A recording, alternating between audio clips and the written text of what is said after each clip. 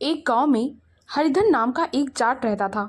वह दिन भर खेतों में काम करता था, परंतु उसकी जाटनी इतनी बातूनी थी कि जहां भी उसे लोग मिल जाते वह उन्हें ढेर सारी बातें सुनाए बिना उन्हें नहीं छोड़ती थी। पूरे गांव में उसकी खूब सारी सहेलियां थी। जब भी कभी बात करने का उसका मन करता तो वह कभी किसी के घर चली जाती तो कभी किसी के घर, और फिर वहां ढेर सारी बातें करती। उसकी बातें सुनकर उसकी सारी सहेलियां बहुत आनंदित होती थी। जाटने के पास जब कभी कोई बातें ना होती तो वह लंबी चौड़ी गप्पे हाँकती रहती। सभी को उसकी गप्पों पर भी बहुत यकीन रहता था।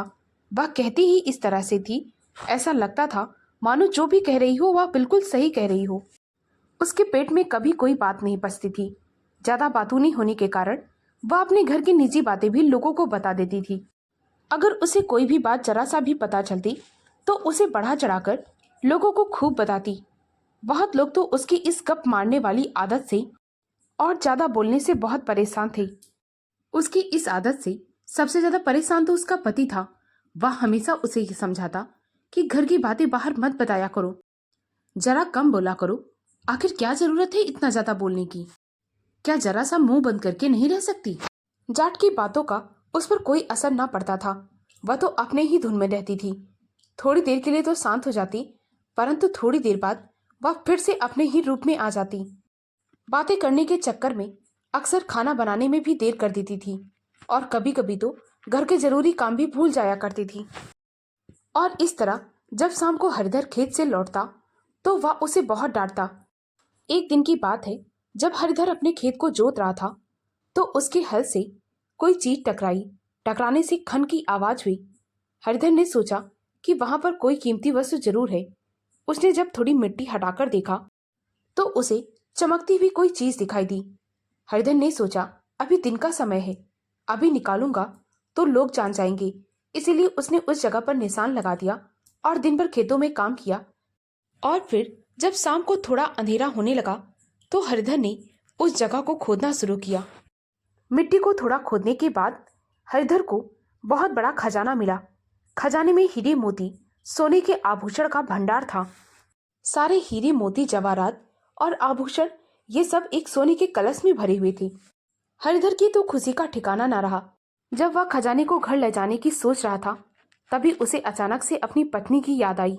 उसने सोचा, जैसे ही इसके बारे में मेरी पत्नी को पता चलेगा तो उसके पेट में बात तो पचेगी नहीं, वह सब लोगों को बता देगी और फिर खजाना राजा के पास चला जाएगा। अब हरिधर को समझ में नहीं आ रहा था कि वह खजाने का करे तो क्या करे। थोड़ी देर बाद हरिधर ने उस खजाने को पास के ही एक जंगल में छिपा दिया और फिर योजना बनाई। योजना बनाने के बाद वह तुरंत घर चला गया। घर जाकर जाट ने जाटनी से कहा, आज मेरा पूड़ियाँ खाने का मन है, जल्दी से पूड़ियाँ बना दो। इस पर जाटनी ने कहा, पूड़ियाँ? क्या कोई खुशखबरी है क्या? जाट ने कहा, अगर कोई खुशखबरी होगी तो मैं तुम्हें बाद में बता दूंगा, पहले पूड़ियाँ बनाओ। खुशखबरी जानने के लिए जाटनी उतावली होने लगी। उसने जल्दी से पूड़ियाँ बनाना शुरू कर दिया। जब पूड़ियाँ बन गई तो हरिधन एक साथ 4 पूड़ियाँ उठाता, उनमें से एक एक पूरी खुद खा जाता और बाकी की पूड़ियाँ थैली में डालता जाता। जाटनी बहुत ही अचंभे के साथ हरिधन को देखे जा रही थी कि वह इतनी पूड़ियाँ खाए जा रहा है। जब हरिधन का पूरा थैला पूरियों से भर गया तो उसने पूरियाँ खाना बंद कर दिया। इस पर जाटनी ने कहा, अब तो बताओ कि कैसी खुशखबरी है? तब हरिधर ने कहा, खुशखबरी क्या है कि आज राजा के बेटे की शादी है। पूरा शहर रोशनी रोशनी से जगमगा रहा है। मैं थोड़ी देर में जगमगाहट को देखकर आता हूँ। इतना कहकर उसने झोला उठाया और वहां से चल दिया। बाजार जाकर बहुत सारी जलेबियां और मछलियां खरीद ली और जंगल चला गया। जंगल जाने के बाद अपनी योजना के अनुसार वह वहां पर सब कुछ करके खुशी खुशी घर लौट आया। जाटनी उसके आने का इंतजार कर रही थी। जब हरिधन लौट कर आया तो उसने जाटनी के कान में कहा, जानती हो दूसरी खुशखबरी क्या है? जाटनी ने कहा, बताओ बताओ, जल्दी बताओ। इस पर जाट ने कहा, हमें बहुत बड़ा खजाना मिला है। अब तुम जल्दी से तैयार हो जाओ, हम रात में ही वह खजाना घर लेकर आएंगे। जाटनी जल्दी से तैयार हो गई और दोनों जंगल की ओर चल दिए। जब वे जंगल के अंदर प्रवेश कर रहे थे तभी अचानक से जाटनी के सिर से पेड़ की एक टहनी टकराई। उसने सिर झुकाकर ऊपर की चीज पकड़ने की कोशिश की तो उसके हाथ में एक जलेबी आ गई। जैसे ही जाटनी ने जलेबी को देखा तो उसने अपने पति से कहा, सुनते हो जी, इस पेड़ में तो जलेबी लटकी हुई है और वह मेरे हाथ में आ गई है। इस पर हरिधन ने कहा, इसमें आश्चर्य की क्या बात है, यह जलेबी का पेड़ है, क्या तुमने कभी जलेबी का पेड़ नहीं देखा? जाटनी हैरानी के साथ पेड़ को ऊपर देखने लगी। उसमें ढेर सारी जलेबियां लगी हुई थी। उसने 2-3 जलेबियां तोड़ ली और आगे बढ़ने लगी और चलते चलते खाने लगी। वह हरिधन से कहने लगी, आज तो बहुत बड़ा दिन है, आज राजा के बेटे की शादी भी है। आज ही के दिन हमें खजाना मिला है और फिर आज ही के दिन हमने जलेबी का पेड़ देखा है। आज वाकई में बहुत बड़ा दिन है। हरिधन भी जाटनी की बात में हाँ मिलाता रहा। वे जंगल में थोड़ी दूर और आगे गए। तभी जाटनी ने देखा कि जंगल में इधर उधर मछलियां पड़ी हुई हैं। जमीन भी हल्की सी गीली है। उसमें से कुछ मछलियां जिंदा हैं और कुछ मर गई हैं। जाटनी हैरानी से सब कुछ देख ही रही थी। तभी हरिधन ने कहा, लगता है आज जंगल में मछलियों की बारिश हुई है और बारिश भी अभी थोड़ी देर पहले हुई है, क्योंकि कुछ मछलियां जिंदा हैं तो कुछ मर गई हैं। आज हम जरा जल्दी में हैं, नहीं तो जो मछलियां पड़ी हुई हैं इनमें से उठाकर हम अपने थैले में रख लेते तो खाने के काम आती। यह सब सुनकर जाटनी की आंखें फटी की फटी रह गईं। वह कहने लगी, क्या मछलियों की बारिश? आज तो मैंने पहली बार सुना है कि मछलियों की बारिश होती है और पहली बार आंखों से देख भी रही हूँ। आज वाकई में बहुत बड़ा दिन है। हरिधन ने कहा, अरे इसमें इतनी हैरानी की क्या बात है, तुम घर में रहती हो ना, इसीलिए तुम्हें बाहर की चीजों के बारे में कुछ भी नहीं पता। जाटनी हरिधन के साथ आगे बढ़ती ही जा रही थी।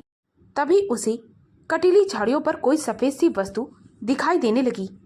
वह तो पहले से ही आश्चर्य में थी। तभी उसने झुककर देखने की कोशिश की कि आखिर यह गोल गोल सा सफेद सफेद सा क्या है। उसने अपना हाथ बढ़ाया। जब उसने हाथ बढ़ाया तो बोली, अरे झाड़ी पर तो पोड़ी लगी है। इसका मतलब जंगल में जलेबियों के पेड़ की तरह पोड़ियों के झाड़ भी होते हैं। अब मुझे समझ में आ गया कि जंगल में तरह तरह की चीजें होती हैं। इस पर हरिधन ने कहा, मुझे लगता है कि एक ही दिन में तुम्हें जंगल की सारी चीजों की अच्छी जानकारी हो गई है। जाटनी ने कहा, जंगल में तो एक से एक कमाल देखने को मिल रहे हैं।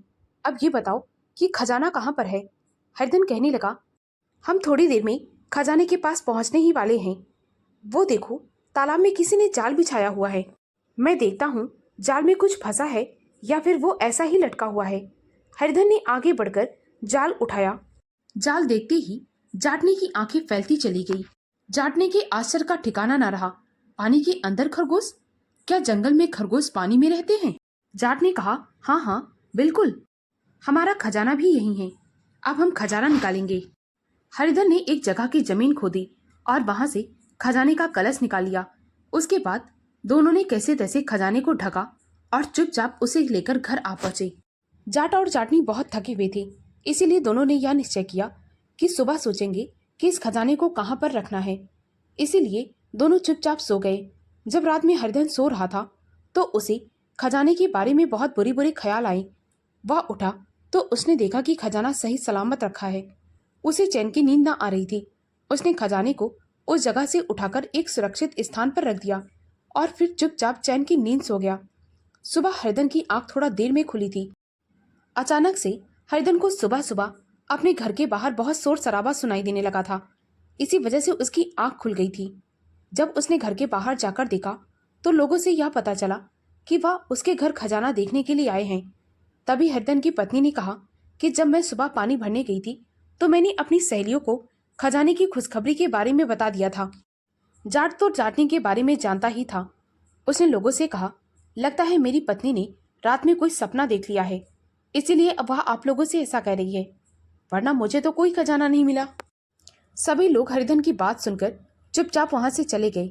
2-3 दिन बाद यह बात फैलते फैलते राजा तक पहुंच गई। राजा ने हरिधन को दरबार में बुलवाया। हरिधन ने राजा से कहा, महाराज आपने मुझे यहाँ पर क्यों बुलवाया है? राजा ने कहा, सुना है तुम्हें बहुत बड़ा खजाना मिला है। इस पर हरिधन ने कहा, महाराज मुझे ऐसा कोई खजाना नहीं मिला है। राजा ने कहा, तुम झूठ बोलते हो, तुम्हारी पत्नी ने लोगों से कहा है कि तुम्हें बहुत बड़ा खजाना मिला है। इस पर हरिधन ने कहा, महाराज मेरी पत्नी की बातों पर भरोसा मत करिए, वह बहुत बड़ी गप्पी है। राजा ने सैनिकों को आदेश दिया कि वह हरिधन की पत्नी को दरबार में लेकर आए। जाटनी दरबार में गई। राजा ने जाटनी से कहा, तुमने लोगों से कहा है कि तुम्हें बहुत बड़ा खजाना मिला है। बताओ वह खजाना कहाँ पर है और कैसे मिला, हमें सब कुछ विस्तार में बताओ।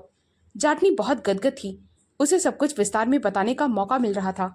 जाटनी ने कहा, महाराज 2-3 दिन पहले की ही बात है। उस दिन बहुत बड़ा दिन था। उस दिन सबसे बड़ी खुशखबरी यह थी कि उस दिन राजा यानी कि आपके बेटे की शादी थी।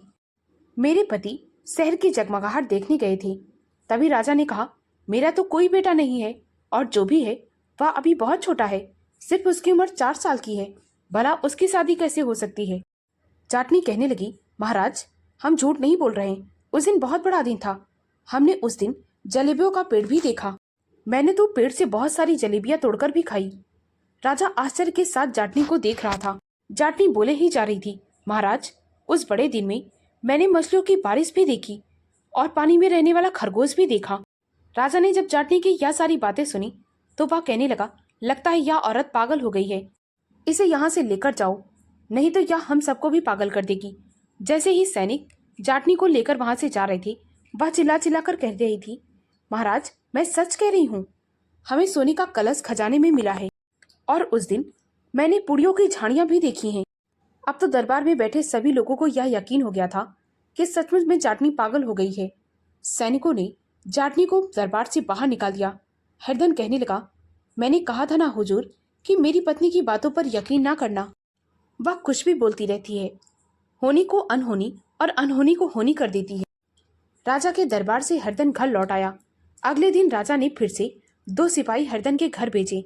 सिपाहियों ने हरधन से कहा, हमें महाराज ने भेजा है, हम तुम्हारे घर में खजाने को देख कर आए। जाटनी कहने लगी, हाँ हाँ मैं दिखाती हूँ। वह उसी कोने में गई जहाँ पर दोनों ने खजाना रखा था, परंतु वहां पर तो खजाना था ही नहीं, क्योंकि रात में हरधन ने उसे दूसरी जगह पर छिपा दिया था। जब सैनिकों ने देखा कि वहां पर कोई खजाना नहीं है तो वे चुपचाप राजा के पास लौट गए। राजा ने यह आदेश दिया कि अगर जाटनी ने आगे से ऐसी अफवाह फैलाई तो उसे इसकी कड़ी से कड़ी सजा मिलेगी।